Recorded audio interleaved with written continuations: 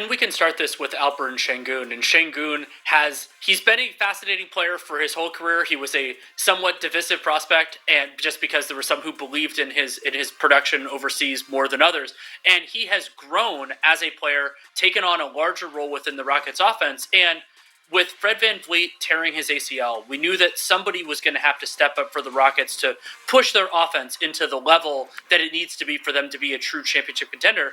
And Alperen Sengun might be the most fascinating roll of the dice that they have to potentially hit that.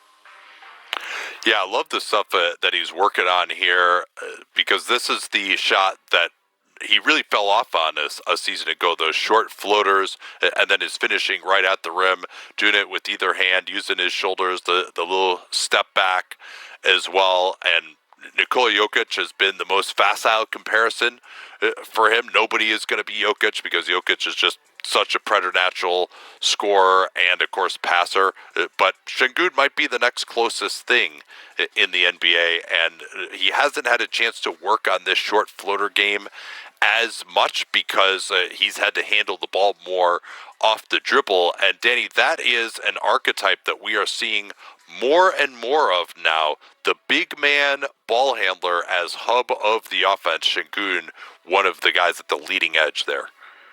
He is, and it forces the other team to approach defense differently in order to attack it. And when you think about having Alperen Sengun and you're the other team and you want, okay, who are we going to have guard him and where are we going to have that person on the floor?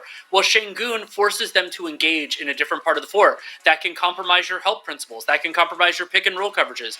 And so Alperen Sengun upping his assist total, upping his role within the offense, well, that makes life hard. There are some teams that can handle it, but if we're talking about especially it as a regular season proposition, it's so dangerous for other teams to tangle with. Yeah, we saw it even going up against Oklahoma City. Who's guarding him? It's Alex Caruso. And they didn't want to have Chet Holmgren guard Alperen Sengun. They didn't want to have Isaiah Hartenstein guard Alperen Sengun. Why? Well, Alperen Sengun kind of abused those guys in the post a little bit. He is just too strong, has too many moves.